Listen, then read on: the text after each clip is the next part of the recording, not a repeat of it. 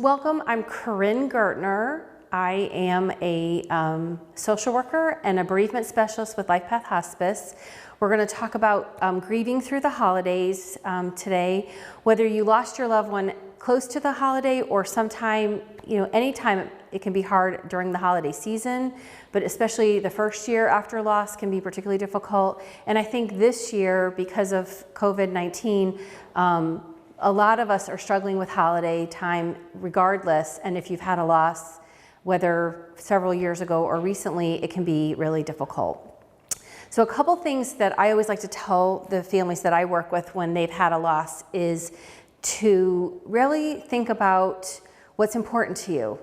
And it's okay to do things completely differently the first year, especially. Even if you're steeped in tradition in your family and everything, you follow a script for the holidays. That's kind of how my family does the holidays. But even that first year, even if you just take a break and do things completely differently. And I do think this year especially, we're all going to have to think about making some changes to our holiday plans. I know we've talked about having a tree outside because we're probably not going to have people in our house. So when we do have just a handful of people over, socially distant in the backyard, I thought about having a tree, which is something different. I don't know that I'll do that again.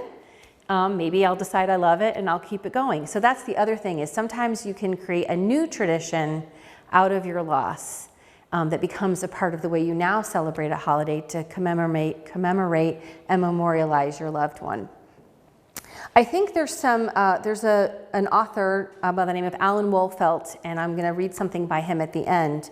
He is sort of the modern day grief guru, if you will, and has written over 70 books on grief and loss. And one book that he wrote is called Myths and Misconceptions About Grief. And one of the misconceptions is you should try not to think about the person who died on holidays, anniversaries, and birthdays. There's just a few folks here with me today, but what do you think about that? Do you think that that's a healthy way to try to just pretend it's not a thing? I'm just not going to think about that person today, and so I'm getting some head nods. No, I mean, that's the problem. People who kind of come at it that way actually find that they have a more difficult time because trying not to think about it, that's all they can think about. And so, sometimes we want to lean into our grief a little bit, even if that means we know it's going to be hard. So part of that misconception or that myth is he had some questions to contemplate. Since the death, have you encountered a holiday, anniversary, date, or birthday that was connected to the person who died? And describe what you did on that day and how you felt about it. So, even if this is your first holiday without your loved one, you may have had your birthday or their birthday or an anniversary or some other significant event. And so just thinking about how that went for you and how you handled it and what you did that worked or didn't work for you. On this day, did you try to avoid thinking about the person who died, or did you try to honor your grief and the memory of the person who died? And then write about your choice and how it turned out for you. And then the last thing is, what is the next big event coming and connected to that person, and how could you commemorate the life of that person who died on that day? And so often when we think about grief, we think about getting over it. We treat grief like a cold. We've got to get over it, get through it, be done. There's good news and there's bad news. You're never over your grief. You never are over someone you love. It doesn't ever go away. Does it get less with time? Yes, and I can tell you that with my own certainty. But it doesn't ever go away. And so if we try to act like we're running from it and we just got to push through and get over it, that's not going to happen. So sometimes making a date with our grief or making time for our grief, leaning in. If you are going to try to celebrate in some way around the holidays, but you're worried about maybe being in a setting that's going to be hard, it's okay to maybe take some quiet time before you go and lean into your grief. Let yourself have a quiet, peaceful moment where you are thinking about your loved one, where you're letting yourself feel whatever your feelings are and not feel like you have to put on this fake face to go face the world. It's not compartmentalizing our grief as much as if we make a date for it, we may feel like we have a little more control over it. This is whether it's our quiet time in the morning, if that's a practice you already have, this is my time to just be in pain and grieve and cry, and that's okay. And then sometimes if we do that, we can dust ourselves off and get ready for our day and be okay. It doesn't mean it won't pop up sometimes, but that can help us kind of like letting, a valve and letting the pressure out of a valve a little bit, and we can take a little charge of it. When we think about the holidays, sometimes, and again, this year I think will be different for so many of us. There won't be some of the parties and things, which can be a blessing in your grief or a curse. Maybe in your grief you wouldn't have wanted to go anywhere. The thought of going to do anything social is overwhelming. But for some people that feels like a distraction. And so you may not have that distraction if that's more your way of coping with these things. But when we think about our grief, there's some things we can sort of say, I have a right to these things. One of them is that you have the right to say time out. Even if you are socializing a little bit, being careful as we're all being today, or talking on the phone with friends or Zooming and all these things that we've started doing, if you're not feeling like it, even if you're mid-conversation, it's okay to say, you know what, I appreciate you, but I need to get off right now, and we'll check in again soon. And so taking a time out is okay, and you have the right to do that. You also have the right to tell it like it is. So often when people say, how are you doing? We want to say, oh, I'm good, I'm fine. But if you're not, it's okay to say, this is really hard, this stinks. There's a great podcast that I work a lot with young adults in my role at hospice. I work with kids and young adults, and there's a great podcast that my young adults really love called Terrible Thanks for Asking. And it's a great podcast. Sometimes her language is questionable, so I just disclaimer for the church audience, but she sort of tells it like it is. And so, sometimes you want to say terrible, thanks for asking. And so I love that title, and I think it's okay to say that, especially to the people that are closest to you, to acknowledge that some days are harder than others. Some days our grief is rough, and especially around the holidays. And that can make the people around you a little bit uncomfortable, but it's okay to say, I'm having a bad day, but I appreciate you asking, and you don't have to say anything else. Giving them some permission, because sometimes people go, I don't know what to say now. You have the right to have a humbug day. I sometimes tell the families that I work with, it's okay to have a pity party. Literally, have a pity party. You can wear comfy clothes, have your snacks, a sad movie or music, and just let it go. And especially around the holidays, there's some great songs and great music and movies and things that can evoke a lot of emotion on a normal day. And so if that's going to help you get some of that emotion out, or you just are having that humbug day, it's okay to let that happen and make time for that. Make time in your day or in your week to really lean in, as I said. You have the right to do things differently. I think this year, especially because of this virus, we're all doing things a little bit differently, as I was saying earlier. So if you don't want to do some of the normal things you would do, I don't even know what we're doing with church services yet, but maybe you normally went to this service and that feels too hard because that's when you went with your loved one. Maybe you switch and go to a different time, or you tune in as opposed to coming, or maybe you tune into something else that speaks to you. With other relatives and loved ones and friends. So it's okay to do things a little bit differently. Like I was saying earlier, I often tell my families you can take what I call a bye year. And even if you have these really traditional things that you normally do, we live in Florida. We can be outside all year long, but really around this time of year, it's particularly nice. And who says you have to have a big heavy meal? You can make a turkey sandwich if you feel like turkey is important on Thanksgiving, and go for a walk and go to a park or the beach. You don't have to stay at home and do the normal things. Even if you have younger folks in your family, it's okay to go outside and just do it different. You can go back to the tradition next year. Same thing for Christmas. I think it's perfectly wonderful here in Florida to go to the beach for the day or a park, on a hike, and take a picnic. Several years ago, I had a family, I sort of gave that suggestion, and they wanted to still get the whole family together. It was a large family, but the idea of cooking the big holiday meal was overwhelming. So what they chose to do was they made brunch instead. It was easier to prepare, easier to digest. They were still all together. This was, of course, pre-COVID. And then they went to a movie, and they were all together, and they didn't have to talk as much, but they still got together. And I think being like that in some way. Even again, I know we're fortunate enough to have a screen in our backyard. So any movie watching that we are doing this holiday season, if we have anyone with us, will be outside. But there's lots of ways to think about how you might do things differently and be creative. And I think my email's included with this video. Feel free to reach out to me if you want some additional suggestions about being creative and different. You have the right to be where you want to be, at home or a relative's or wherever you want to be. I think that's a little bit of a question mark right now with what's happening, but you have to make those decisions for yourself and your loved ones and vice versa. So just keeping that in mind. You also have the right to have some fun. So often when we're grieving, then if we find ourselves laughing or having fun, we kind of go, I shouldn't be having fun. It's okay. Your loved one would want you to have some fun.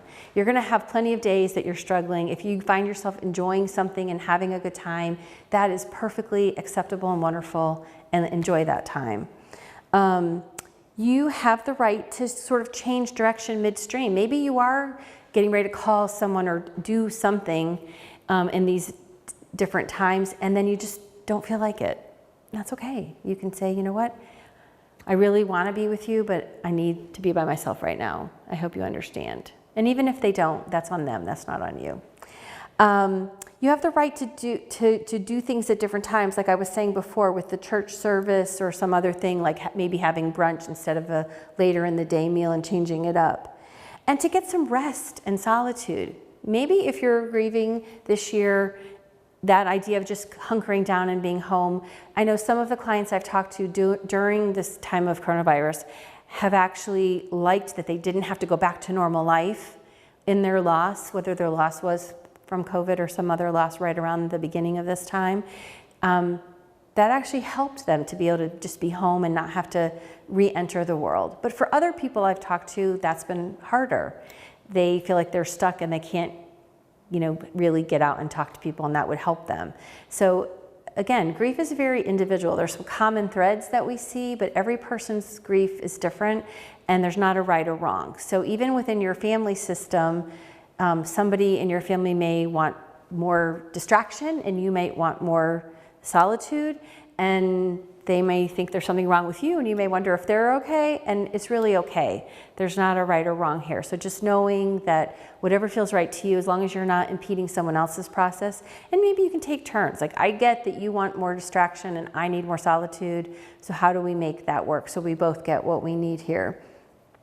You also have the right to do it all different again next year. So even if you decide because of COVID and because of the loss, you're going to take a pass this year and do some of the things we talked about differently and not maybe, go crazy with decorations and a big meal, you can go back to all of your regular routines next year. Hopefully we all have that ability next year to be able to resume our normal activities for the holidays. And so taking that year off to do it a little differently and quieter, that doesn't mean that's forever. Some families choose to lean into their grief in a different way rather than trying to make it different and do everything the same and even acknowledge how hard that is. And they may leave an empty seat at the table where the person was normally when they had their holiday celebrations, and to acknowledge them. A family years ago that I worked with, we were talking about different ways to cope with the loss of a loved one at a big holiday event. And one thought was to have like a gratitude jar around Thanksgiving for that person. And every member of the family wrote something on paper and put it in the jar and passed it around. And then someone that felt they could read what was on the jar. And that became a new tradition for that family. Another family years ago, they felt like they wanted to travel at the holiday, which again, may be a little bit harder this year, but their travel was to a beach not too far from their home, but just not being home. And they really appreciated that time away, and that became their new tradition to just go to the beach for a night or two around Christmas and not be at home on that day. And they created a new tradition around that. I think too, kind of figuring out what your priorities are. I think there's this pressure to, I know I don't feel as much of decorating as I normally do this year, because it just feels like a weird year. But especially I think if you've had a loss, if you don't want to do it all, you don't have to. You don't have to. It's okay. Or to ask for help if there's multiple people in your home or people you're trusting during this time in your little pod, to come and help you if you want it, but you feel overwhelmed by doing it yourself. So you want to set up those priorities, whether it's the decorating, your tree. Maybe you always bake a certain thing. Maybe you don't want to do that this year, and that's okay. It's all right to say, you know what, I'm going to do it differently, or to try something you've always wanted to try. I often encourage folks that I talk to, if there's a dish that their loved one appreciated, to, even if they don't have the recipe, maybe it was a guarded recipe the person didn't share or something, it's okay to experiment and find one that's similar, that reminds you of that dish. I know in my own family, my maternal grandmother baked Christmas cookies every year. It was a big thing that she did. I even have some of her cookie cutters that I still use with my children. But I don't have her cookie recipe. But I found one over the years that feels similar, and that's the one I use. And the tradition is in the cookie cutters and the baking of the cookies, even if I don't have the actual recipe. We did a thing this morning with some of our younger grievers and their families on Zoom. And we talked a little bit about traditions in that setting. And one of the families, the mom has passed away, and she made some Puerto Rican dishes that the dad doesn't know how to make. But he's found a place where he can get them, and they did that last year. So he got a few things. So they're choosing to buy that too, which is also okay. Nothing has to be homemade. But it is something that would have always been on their table when mom was around, and they want to continue to do that. And that feels right, even though things are a little bit different. Even for like presents and all these things, we have all these sort of conventional things we feel like we have to do. I think if COVID teaches us anything, it's okay to think outside the box and do things differently, and it's a good excuse to do that this year especially. And when we're grieving, doing some of those conventional things can be hard. So take that opportunity to think differently about how you want to do things. I know we're not doing as many presents this year. I have young adult children who are mostly around right now because of the virus. And we're gonna do like an experience which is safe and outdoors and whatever that we wouldn't maybe normally do, instead of more presents, because we need to get out of the house a little bit. So we've planned something like that. Even cards, things like that. And if you have people that you're trusting in your home and they've offered to help, it's okay to accept that help. Sometimes even cleaning can get hard or whatever. Maybe you don't want another fruit cake, but a friend has said, what can I do for you? And you've said, I could really use some help cleaning the house. And that's okay too. I think that we have to be kind to ourselves. We have to be able to say, this hurts, and how do we get through this difficult time? Knowing that the new year will be here soon, and hopefully for all of us, it'll be a little brighter than it's been this past year with all that we've been dealing with as a society. But especially in our grief, it can be trying and difficult. Does anybody have any questions about anything that we've been talking about in relation to grief? I'm wondering how much you should push someone who isn't dealing with their grief at all. Okay, the question is how do you push someone? Yes, but if they've shown that it's a problem, it's become a problem for everybody because they aren't expressing anything. So that's more than a holiday conversation.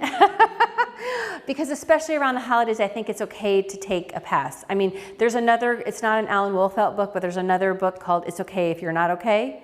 So I think sometimes with that recognition in our society of we don't do this very well and we act like you're supposed to be over it by a certain amount of time, that's maybe an interpretation of that is maybe that person's just now, if they're not dealing with it at all, that, encouraging them to get help, it's easy to track me down.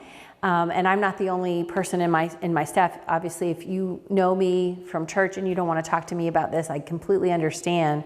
And there's other people in my department available to help, as well as our Stephen ministers here at church. But sometimes we, around the people that are grieving, have to accept that they are okay. This is their normal. Grief changes us. We are different after grief. We are not the same.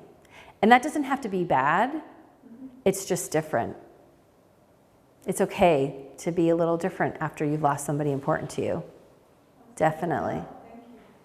Yeah.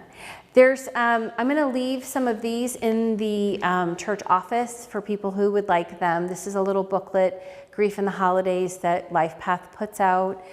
Inside, I've included our newsletter for this month because we are doing some holiday workshops via Zoom. And we're doing a Lights of Remembrance via Zoom for people who've lost someone they want to commemorate and memorialize. One of the things I do a lot with the children that I talk to and their families is to make something to commemorate and memorialize our person. So whether it's an ornament, if we use like a cutout angel that is not necessarily for an ornament because we do serve people of all faiths at the Grief Center, but you can still think of your person as an angel even if you don't celebrate Christmas. And so they can hang it up in their window or something else. But doing something like that, on the Zoom call this morning, we even did we painted rocks. For our loved one that you can keep in your home or put under the tree or put outside. So finding something to help you feel like you've connected to your person. Again, the question at the beginning about, is it better just to try to act like it's not a thing and I'm just going to push through, is that realization that our relationship with our loved one hasn't ended because they've died. It continues with us. So how do we take them with us? How do we keep them present and part of our life, even if it looks different? And so, even like I said, creating some new thing that you do to help bring that person with you into your future is one way to help us deal with our loss instead of acting like it's all in the past, because we're forever missing the person that's gone. I tell the kids I talk with that, my grandmother that I was referring to earlier has been gone for 30 years, but I do still miss her, especially at Christmas. So, it's okay to have that feeling. And I think the holidays are a time, if we have a lot of memories with our loved one, that's the case. Any other questions or thoughts, comments? Well, then I'll leave you with this. This is another Alan Wolfelt book. It reminds me of a devotional. It's Grief One Day at a Time. It's 365 meditations to help with healing and loss. And so I went to December 25th. Christmas, that magic blanket that wraps itself around us, that's something so intangible that it is like a fragrance. It may weave a spell of nostalgia. Christmas may be a day of feasting or of prayer, but always it will be a day of remembrance, a day in which we think of everything we have ever loved. Augusta E. Rundell. For many of us, Christmas is the pinnacle holiday of the year. For more than any other celebration, it is the day for family and friends, kindness and generosity. It is a day of love.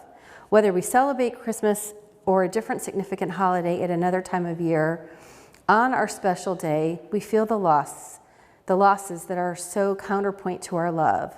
There is missing, yes, but there is also still and always the love. On the day of remembrance, we remember all of our loved ones, and we are grateful.